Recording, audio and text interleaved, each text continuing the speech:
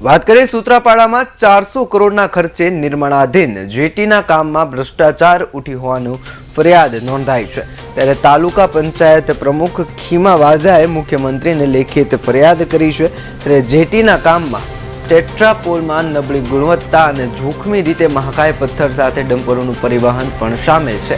Number plate વગરના ડમ્પરો દ્વારા ગેરકાયદેસર અને જોખમી એવા પથ્થરોનું જે છે એ પરિવહન કરવામાં આવતો હોવાના આક્ષેપો કરાયા છે। ત્યારે મોટા પ્રમાણમાં ગેરરીતિ થતી હોવાનું સામે આવી શકે છે। ભાજપ અગ્રણી ખીમા વાજાની ફરિયાદના પગલે તંત્રમાં દોડધામ મચી ગઈ છે। મારું નામ વાજા ખીમાભાઈ કાનાભાઈ છે। હું સૂત્રાપાડા તાલુકા પંચાયતના પ્રમુખ તરીકે ફરજ બજાવું છું અને સેવા આપું છું।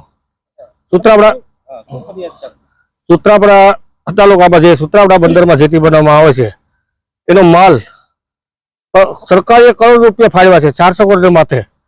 એનો મટીરિયલ હલકી ગુણવત્તાવાળું વાપરે છે।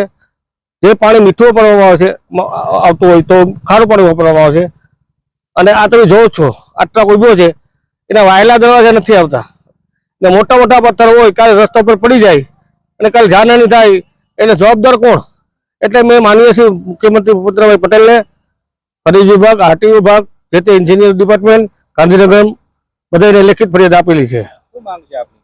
મારે એમ જ કહેવાનું છે સરકારી જે પૈસા ફાળવ્યા છે એ ફાળવા સારી રીતે વપરાય ને સારી ગુણવત્તામાં વપરાય એવી મારી માગણી છે।